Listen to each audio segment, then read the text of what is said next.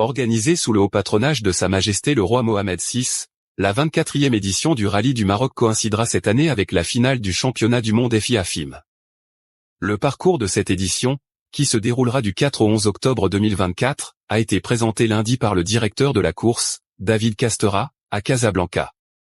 Ce dernier a révélé les détails des 2492 km qui seront parcourus, dont 1517 km de spécial, comptant pour la finale des championnats du monde de Rallye Raid 2024. La ville de Marrakech a été choisie comme point de départ, elle qui abritera le prologue de la 24e édition.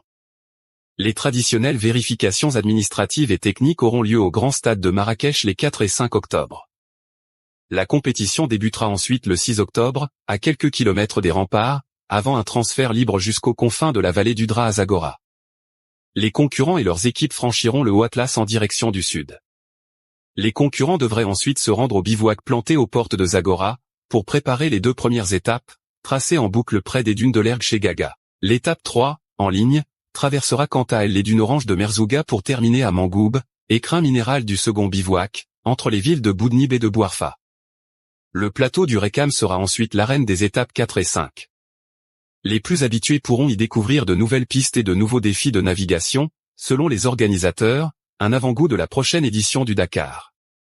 L'arrivée de la course sera jugée en plein cœur du bivouac cette année, afin que les concurrents puissent partager leurs émotions avec toute la caravane. À noter que les lauréats de l'Africa Rally Team, la nouvelle promotion couleur locale de concurrents marocains et africains sélectionnés et accompagnés par les partenaires majeurs du Rallye du Maroc, célébreront également leur arrivée au 2e bivouac.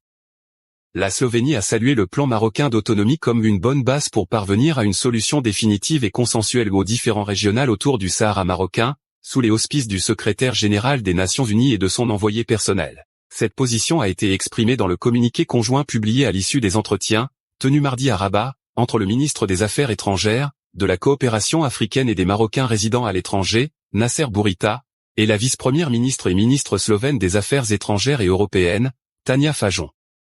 La Slovénie a réitéré le soutien constant de son pays au processus mené sous l'égide de l'ONU et s'est félicité, à cet égard, des efforts sérieux et crédibles du Maroc pour parvenir à une solution politique, réaliste, pragmatique, durable, mutuellement acceptable et basée sur le compromis, à la question du Sahara marocain, souligne-t-on dans le communiqué conjoint.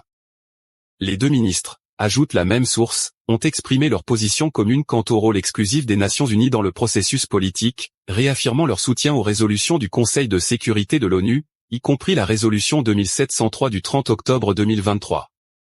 Ils ont réitéré l'appui de leurs pays respectifs aux efforts de l'envoyé personnel du secrétaire général des Nations Unies, visant à faire avancer le processus politique sur la base des résolutions pertinentes du Conseil de sécurité de l'ONU, ainsi que leur soutien à la MINURSO. Cette position constructive de la Slovénie, 16e pays de l'Union européenne à soutenir le plan marocain d'autonomie, s'inscrit dans une dynamique internationale qui a vu plus d'une centaine de pays membres de l'ONU apporter leur appui à cette initiative. La vice-première ministre et ministre slovène des Affaires étrangères et européennes effectue une visite officielle au Maroc, à l'invitation de M. Bourita, à l'occasion de la célébration du 32e anniversaire de l'établissement des relations diplomatiques entre le Royaume du Maroc et la République de Slovénie.